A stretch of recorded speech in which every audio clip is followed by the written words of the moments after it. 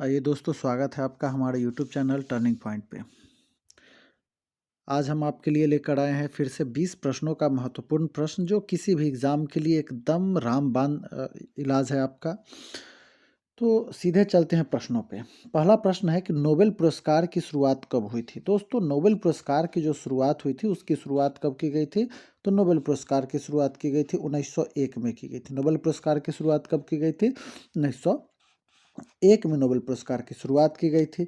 Nobel पुरस्कार जो है यह 1901 से दिया जा रहा है। यह पुरस्कार स्वीडन के वैज्ञानिक जो है अल्फ्रेड बर्नहार्ड नोबेल, किनके? अल्फ्रेड बर्नहार्ड नोबेल के स्मृति में दिया जाता है। 1867 में अल्फ्रेड नोबेल ने डायनामाइट का खोज किया था। यह वही डायनामाइट जो बड़े बड़े पहाड़ों चट्टानों को उड़ाने में काम आता है। तो 1867 में डायनामाइट का खोज कौन किए थे? अल्फ्रेड नोबेल कर दिए थे। पहले यह 5 क्षेत्र में जाता था, जैसे शांति, साहित्य, भौतिक, रसायन, चिकित्सा विज्ञान के क्षेत्र में दिए जाते थे, ठीक है। लेकिन छठा क्षेत्र जो जोड़ा गया था, छठा क्षेत्र अर्थशास्त्र को जोड़ दिया गया था। छठा क्षेत्र जो है अर्थशास्त्र को जोड़ दिया गया था। जोड़ा कब गया था? तो अर्थशास्त्र को 1967 में जोड़ा गया और 1969 से दिया जा रहा है, अर्थशास्त्र के क्षेत्र में दिया जा रहा है नोबेल पुरस्कार, ठीक है। तो नोबेल पुरस्कार जो है कि प्रथम भारतीय अगर कोई प्राप्तकर्ता आ जाएगा तो नोबेल पुरस्कार के प्रथम भारतीय प्राप्तकर्ता कौन थे? तो रविंद्रनाथ टैगोर। रविंद्रनाथ टैगोर को सबसे पहले नोबेल पुरस्कार भारतीयों में कब मिला था? 1913 में इन्हें दिया गया था। तो रविंद्रनाथ टैगोर को जो नोबेल पुरस्कार मिला था वह किस चीज़ के लिए मिला था? रविंद्रनाथ टैगोर को जो मिला था वह गीतांजलि की रचना के लिए। उनके पुस्तक का नाम क्या है? गीतांजलि। इसी गीतांजलि पुस्तक के लिए इन्हें जो है नोबेल पुरस्कार दिया गया था। दूसरा यहाँ पे प्रश्न आ जाता है कि संयुक्त राष्ट्र जो है स्थापना दिवस किस तिथि को मनाया जाता है? तो संयुक्त राष्ट्र का जो स्थापना दिवस आता है वो आ जाता है 24 अक्टूबर को आ जाता है। कब आ जाता है यूएनओ का स्थापना दिवस? 24 अक्टूबर को आ जाता है यूएनओ का जो स्थापना दिवस आ जाता है।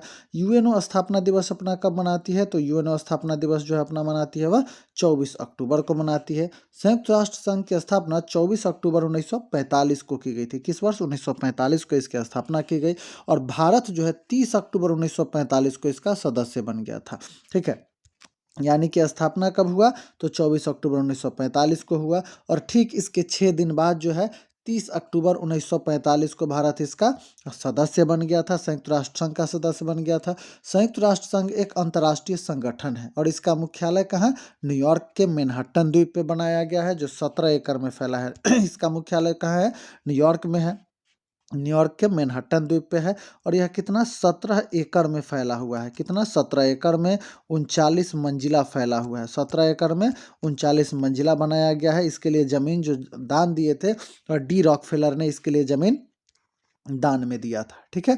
चलिए फिर इसके बाद है कि संयुक्त राष्ट्र का मुख्य कार्यकारी जो है, यानी कि मुख्य कानूनी सुरक्षा, आर्थिक विकास, मानवाधिकार, सामाजिक प्रगति और विश्व शांति के लिए प्रयासरत रहती है। इन सभी चीज़ों पे काम करती है। संयुक्त राष्ट्र के वर्तमान महासचिव जो है पुर्तगाल के हैं। कौन है? तो पुर्तगाल के निवासी एंटोनियो गुटेरस है। कौन है? एंटोनियो गुटेरस है। एंटोनियो गुटेरस जो यूएनओ के 9वें महासचिव बने हैं। क्या बने हैं? तो 9वें महासचिव यह बने हैं। चलिए तीसरे प्रश्न पे आते हैं। तीसरा प्रश्न है संयुक्ता पाणिग्रही किस नृत्य से संबंधित है? तो संयुक्ता पाणिग्रही का संबंध जो आ जाएगा वह आ जाएगा ओडिसी से। संयुक्ता पाणिग्रही का संबंध किससे आ जाता है? ओडिसी से। संयुक्ता पाणिग्रही का संबंध जो आता है वह ओडिसी से आ जाता है। संयुक्ता पाणिग्रही का संबंध जो आ जाएगा, तो संयुक्ता पाणिग्रही एक ओडिसी की नृत्यांगना रही हैं। ओडिसी के प्रमुख नृत्य में आ जाएगा छऊ, अया, पैका, मुगड़ी, घुमड़ा इत्यादि जो आ जाएगा वह ओडिसी नृत्य में आ जाता है।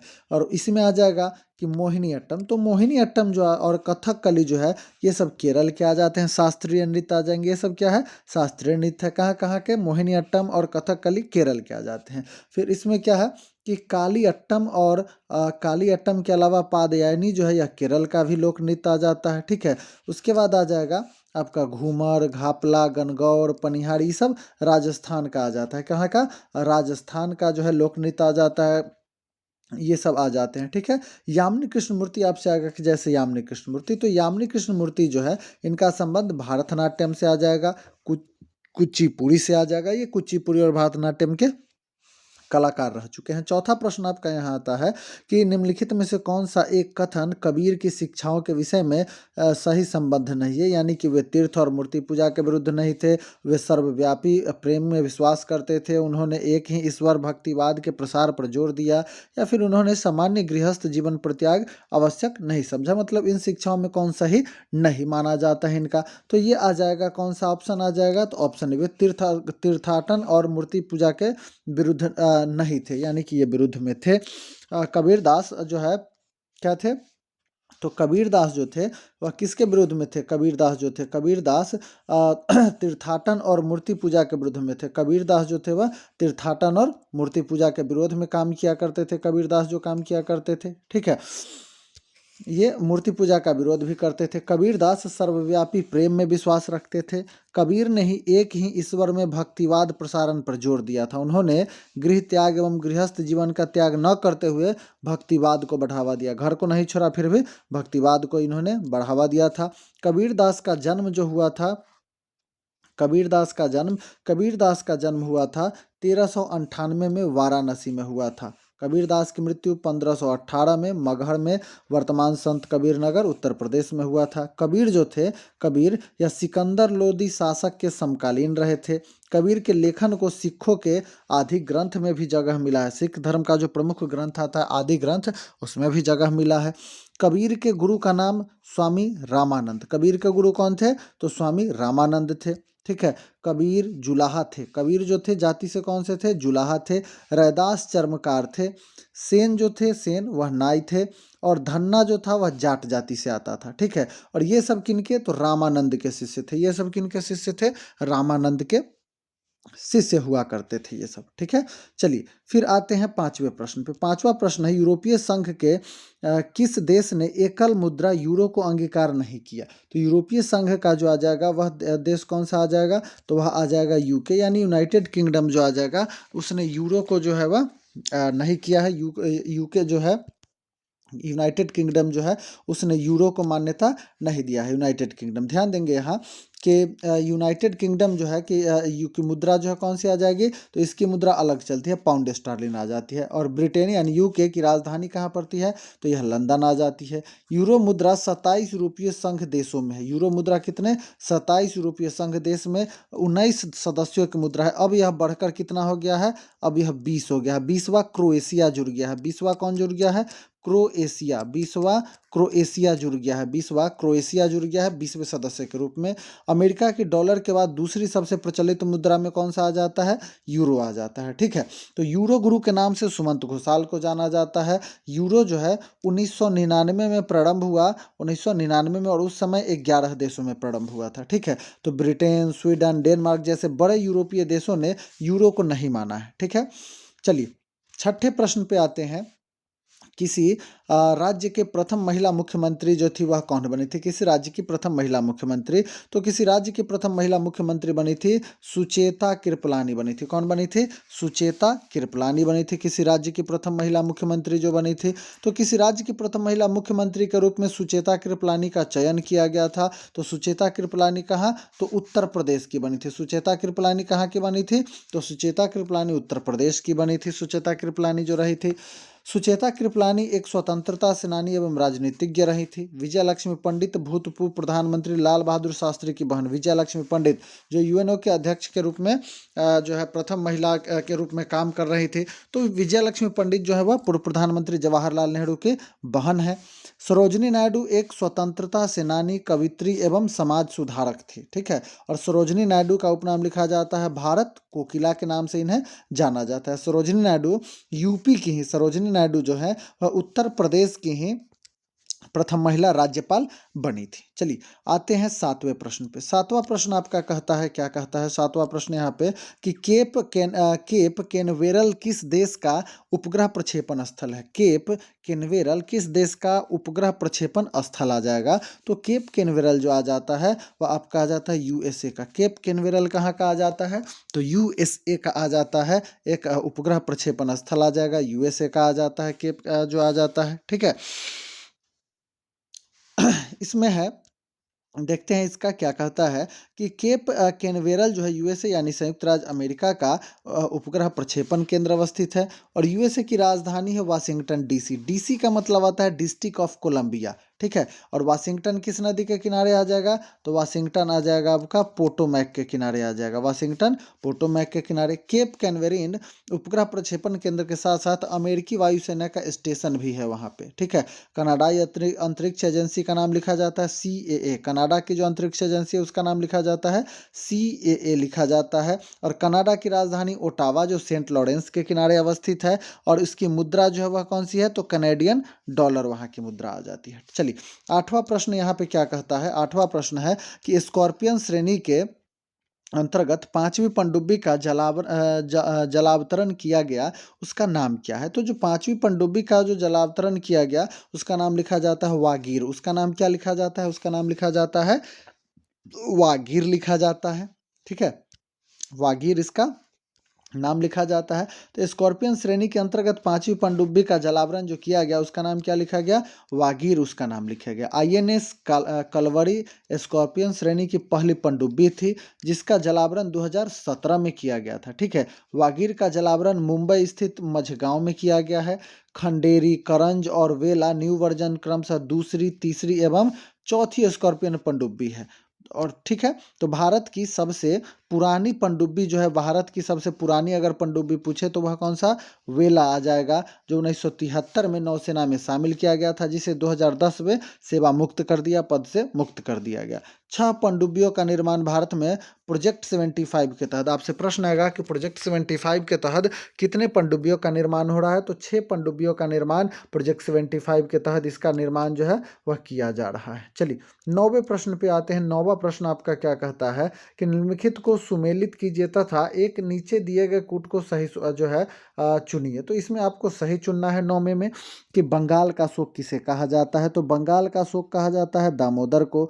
महलों का शहर किसे कहा जाता है, तो महलों का शहर कहा जाता है कोलकाता को। 7 टापुओं का नगर मुंबई को। मंदिर एवं घाटों का नगर वाराणसी को कहा जाता है। यानी इसके अनुसार ऑप्शन सी इसका सही जवाब, इसका सी जो है इसका सही जवाब आ जाता है, ठीक है। भारत का प्रवेश द्वार मुंबई को कहा जाता है। उड़ीसा का शोक महानदी को कहा जाता है, ठीक है।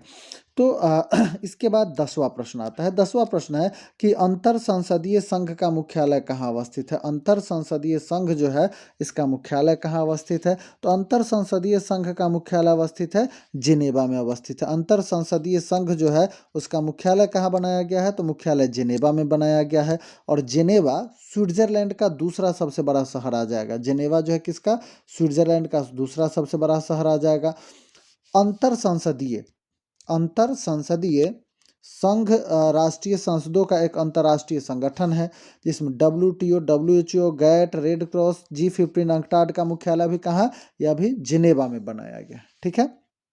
चलिए, अगला प्रश्न आता है। 11वां प्रश्न है कि एल्गोरिथम का चित्रात्मक निरूपण क्या आ जाएगा। एल्गोरिथम जो आ जाएगा उसका चित्रात्मक निरूपण आ जाएगा फ्लो चार्ट आ जाएगा।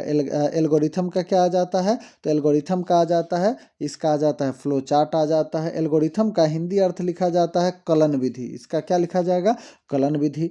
गणितीय संगणन तथा अन्य विधायों में किसी कार्य को करने के लिए जो आवश्यक चरणों के समूह को क्या कहा जाता है, एल्गोरिथम यानी कलन विधि से कहा जाता है, ठीक है।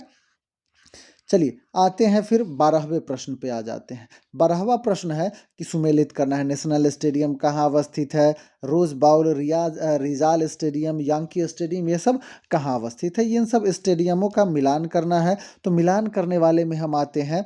तो मिलान करने वाले में आपसे प्रश्न है कि नेशनल स्टेडियम कहाँ, तो यह कराची पाकिस्तान में है। रोज बाउल कहाँ, लॉस एंजलिस में। रिजाल स्टेडियम मनीला में। यान्की स्टेडियम न्यूयॉर्क में। तो इसके अनुसार ऑप्शन कौन सा आ जाएगा, ऑप्शन ए इसका सही जवाब आ जाता है, ठीक है। इसका ऑप्शन जो है, ऑप्शन ए इसका सही जवाब आ जाता है 12वें प्रश्न का जो आ जाता है, ठीक है। तो इसका क्या आ जाएगा कि नेशनल स्टेडियम कहाँ बनाया गया है, तो नेशनल स्टेडियम जो आ जाएगा आपका वह पाकिस्तान में बनाया गया, कराची में। Rose Bowl stadium Los Angeles में अवस्थित है और लॉस एंजलिस के कैलिफोर्निया में अवस्थित है। उसके बाद है कि रिजाल स्टेडियम, तो रिजाल स्टेडियम जो आ जाएगा, रिजाल स्टेडियम यह फिलीपींस की राजधानी मनीला में अवस्थित है। रिजाल स्टेडियम यह फुटबॉल खेल के लिए प्रसिद्ध है। कौन? तो रिजाल स्टेडियम जो है वह फुटबॉल खेल के लिए प्रसिद्ध है। यांकी स्टेडियम न्यूयॉर्क में स्थित है और यह बेसबॉल स्टेडियम है। यांकी कौन सा? बेसबॉल का स्टेडियम आ जाएगा, यांकी जो आ जाएगा, ठीक है। फिर एंजिल स्टेडियम जो आ जाएगा लॉस एंजिल में स्थित है और यह भी एक बेसबॉल का ही स्टेडियम अवस्थित है, एंजिल स्टेडियम जो है। चलिए 13वें प्रश्न पे आते हैं कि कीवी की भूमि किसे कहा जाता है। तो दोस्तों कीवी की भूमि कहा जाता है न्यूजीलैंड को। कीवी की भूमि किसे कहा जाता है? न्यूजीलैंड को कीवी की भूमि कहा जाता है। तो कीवी क्या है कि कीवी की भूमि न्यूजीलैंड है और कीवी न्यूजीलैंड का राष्ट्रीय पक्षी भी आ जाता है। यह न उड़ सकने वाले पक्षियों में सबसे छोटी पक्षी आ जाती है। यह सिर्फ न्यूजीलैंड में ही पाई जाती है। कीवी एक फल भी है, इसकी बागवानी होती है। कीवी एक फल भी है जो खाया जाता है, उसकी बागवानी भी होती है। और भारत में कीवी की खेती के लिए उत्तराखंड जो है सबसे उपयुक्त जगह आ जाएगा, ठीक है, उत्तराखंड। और कीवी फल जो है, कीवी फल क्या होता है कि कीवी फल जो होता है वह पूर्णतः विटामिन से संग्रह होता है। कीवी फल किससे? इसमें विटामिन भरपूर मात्रा में होता है। और वेस्ट इंडीज को कैरिबियन देश कहा जाता है। ऑस्ट्रेलिया को प्यासी भूमि का महादेश कहा जाता है। 14वां प्रश्न आपका यहाँ आ जाएगा कि रॉयल सोसाइटी ऑफ लंदन का प्रथम फेलो कौन बना था। तो रॉयल सोसाइटी ऑफ लंदन का प्रथम फेलो कौन बना था? तो एसी वाडिया को चुना गया था। किसे चुना गया था? तो प्रथम जो फेलो चुना गया था वह चुना गया था एसी वाडिया को चुना गया था प्रथम फेलो। रॉयल सोसाइटी जो है, रॉयल सोसाइटी इंग्लैंड की विज्ञान अकादमी है। और रॉयल सोसाइटी की स्थापना कब? तो 1600 में रॉयल सोसाइटी की स्थापना हुई। रॉयल सोसाइटी ऑफ लंदन की प्रथम महिला भारतीय फेलो जो बनी थी वह डॉक्टर गगनदीप कांगू को चुना गया था। किसे? डॉक्टर गगनदीप कांगू को चुना गया था। पीसी महालनोबिस जो है एक महान अर्थशास्त्री के रूप में, भारतीय अर्थशास्त्री के रूप में पीसी महालनोबिस को जाना जाता है। चलिए 15वां प्रश्न आपका यह आ जाएगा कि विश्व व्यापार केंद्र न्यूयॉर्क का मुख्य वास्तुविद इनमें से कौन है। न्यूयॉर्क का जो वास्तुविद आ जाएगा, न्यूयॉर्क का वास्तु जो तैयार किया था वह किसने तैयार किया था? तो न्यूयॉर्क का जो वास्तुविद रहा था वह रहा था मोनेरू यामासाकी रहा था। कौन रहा था? मोनेरू यामासाकी रहा था। न्यूयॉर्क का जो वास्तुकार रहा था, कौन रहा था? तो न्यूयॉर्क का वास्तुकार रहा था मोनेरू यामासाकी रहा था। विश्व व्यापार संगठन का मुख्यालय कहाँ जाएगा? तो यह जेनेवा में आ जाता है। विश्व व्यापार केंद्र यानी डब्ल्यू ट्रेड सेंटर अमेरिका में बना टावर था जिसे 2001 में आतंकवादियों द्वारा उड़ा दिया गया था। डब्ल्यूटीओ की स्थापना कब की गई थी? 1995 में डब्ल्यूटीओ की स्थापना की गई थी। तो डब्ल्यूटीओ गैट, ये जो है general agreement trade and tariffs का परिवर्तित रूप आ जाता है। डब्ल्यूटीओ जो आ जाएगा वह किसका आ जाता है? तो यह आ जाता है general agreement and trade and traffic आ जाएगा। एडविन लुटियंस दिल्ली का वास्तुकार था। आपसे प्रश्न आएगा दिल्ली का वास्तुकार कौन था? तो एडविन लुटियंस था। चंडीगढ़ का वास्तुकार कौन था? तो ली कार्बूजियर था चंडीगढ़ का। स्टैच्यू ऑफ यूनिटी के वास्तुकार जो थे वह कौन थे? तो रामवी सुतार थे स्टैच्यू ऑफ यूनिटी के जो वास्तुकार है। अयोध्या में निर्माणाधीन जो है राम मंदिर जो है, राम मंदिर के वास्तुकार कौन है? तो चंद्रकांत सोमपुरा आ जाएंगे। राम मंदिर के वास्तुकार आ जाएंगे चंद्रकांत सोमपुरा आ जाते हैं। चलिए सेंट्रल विस्टा प्रोजेक्ट के वास्तुकार जो आ जाएंगे वह कौन आ जाएंगे? तो यह विमल पटेल आ जाएंगे। सेंट्रल विस्टा प्रोजेक्ट के जो आ जाते हैं वह कौन आ जाते हैं? विमल पटेल आ जाते हैं। चलिए 16वां प्रश्न आपका यहाँ पे है, बांग्लादेश में किस प्रकार की सरकार है। बांग्लादेश में जो है, बांग्लादेश में क्या आ जाता है कि एक संसदीय लोकतांत्रिक सरकार आ जाएगा। बांग्लादेश में जो आ जाएगा कौन सा? संसदीय लोकतांत्रिक सरकार आ जाता है बांग्लादेश में जो आ जाता है, ठीक है। तो बांग्लादेश की प्रथम प्रधानमंत्री शेख हसीना है। बांग्लादेश की प्रधानमंत्री, प्रथम नहीं, बांग्लादेश की वर्तमान में प्रधानमंत्री कौन है? शेख हसीना है। बांग्लादेश कब बना? 1971 में पाकिस्तान से आज़ाद हुआ था और इसे आज़ाद कराने में हमें पाकिस्तान से दूसरा भारत पाक युद्ध लड़ना पड़ा था, ठीक है। और इसे स्वतंत्रता की घोषणा कब की गई थी? तो इसकी स्वतंत्रता की घोषणा 26 मार्च 1971 को इसकी स्वतंत्रता की घोषणा कर दी गई।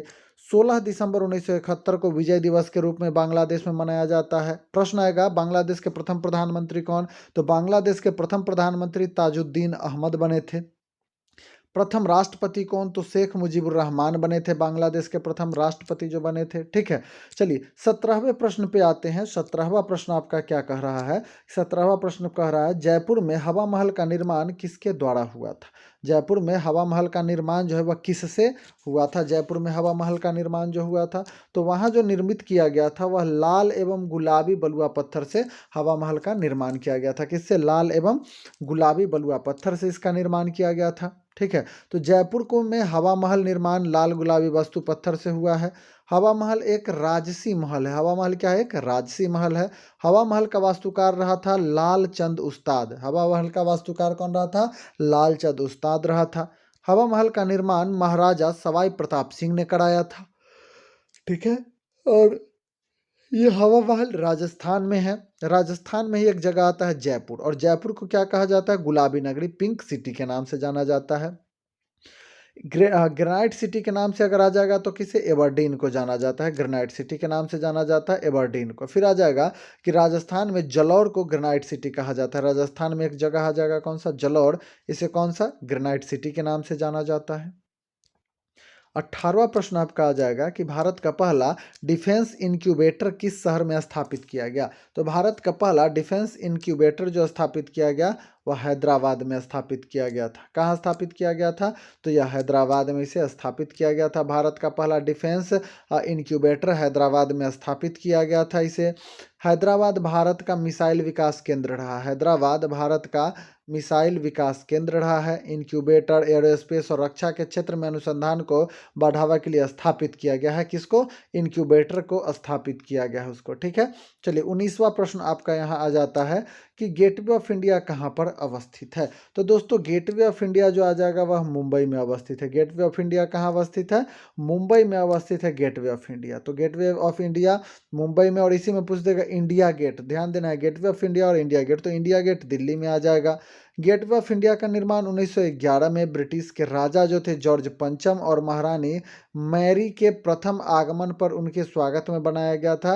1911 में Gateway of India. Gateway of India का और इंडिया उसके बाद आ जाएगा Gateway of India. India Gate का निर्माण जो हुआ था वह कब? तो इंडिया गेट का निर्माण 1924 में इंडिया गेट का निर्माण किया गया था। चलिए 20वां प्रश्न आपका यहाँ आ जाएगा, पहला चॉकलेट बार किसने बनाया था? तो पहला चॉकलेट बार जो बनाया था वह बनाया गया था जोसेफ फ्राई एंड सन्स द्वारा। किसके द्वारा बनाया गया था? तो जोसेफ फ्राई एंड सन्स के द्वारा इसका निर्माण किया गया था। जोसेफ फ्राई एंड सन्स के द्वारा। तो जोसेफ फ्राई एंड सन्स जो है द्वारा बनाया यह पहला चॉकलेट बनाया गया था। जोसेफ फ्राई जो था, जोसेफ फ्राई है इंग्लैंड का निवासी रहा था। नेस्ले एक बहुत बहुराष्ट्रीय कंपनी रही है। चॉकलेट और बिस्किट के लिए जो है वह नेस्ले बहुत रही है, जो डिब्बाबंद खाद्य पदार्थों का उत्पादन करती है। कौन? तो वो नेस्ले करती है। ठीक है, नेस्ले करती है। कुछ महत्वपूर्ण तथ्य पे आ जाते हैं कि अर्थशास्त्र में नोबेल पुरस्कार की घोषणा 1967 जैसा बताए थे, और दिया जा रहा है 1969 से दिया जा रहा है। फिर है संयुक्त राष्ट्र के दूसरे महासचिव जो है वह कौन थे? दूसरे महासचिव डैग हैमरशोल्ड ने कहा था कि संयुक्त राष्ट्र संघ का गठन मानवता को स्वर्ग पहुंचाने के लिए नहीं बल्कि नर्क से बचाने के लिए हुआ है। ठीक है। उसके बाद रामानंद ने 12 विभिन्न वर्णों के लोगों का अपना शिष्य बनाया था। सुचेता कृपलानी के पति जेबी कृपलानी 1947 में भारतीय राष्ट्रीय कांग्रेस के अध्यक्ष भी रह चुके हैं जेबी कृपलानी। घाटों और मंदिरों, किसका? घाटों और मंदिरों का शहर कहा जाता है काशी को, तथा छोटी काशी के रूप में जाना जाता है गाजीपुर को। जाना जाता है किस नाम से? छोटी काशी के रूप में। अंतर संसदीय संघ के संस्थापक फ्रेडरिक पासी और रैंडल क्रेमर इसके संस्थापक रहे हैं। महालनोबिस को दूसरी बार दूसरी पंचवर्षीय योजना के लिए मसौदा तैयार करने के लिए जाना गया। पीसी महालनोबिस दूसरी पंचवर्षीय योजना लाए थे जिसमें तीव्र औद्योगिकरण हुआ था। वह कौन लाए थे? पीसी महालनोबिस लाए थे। बांग्लादेश की प्रथम महिला प्रधानमंत्री कौन बनी? तो यह ध्यान देंगे, खालिद जिया बनी थी बांग्लादेश की प्रथम महिला प्रधानमंत्री। ठीक है। गेटवे ऑफ इंडिया का वास्तुकार कौन रहा था? तो गेटवे ऑफ इंडिया जो है, गेटवे ऑफ इंडिया इसका वास्तुकार था जॉर्ज विवेट रहा था। नेस्ले कंपनी का मुख्यालय कहाँ आता है? तो यह स्विट्जरलैंड में नेस्ले कंपनी का मुख्यालय आ जाता है। ठीक है। तो आज के लिए इतना ही रखेंगे, फिर कल मिलेंगे नए प्रश्न नए उम्मीद के साथ। तब तक के लिए धन्यवाद। जय हिंद।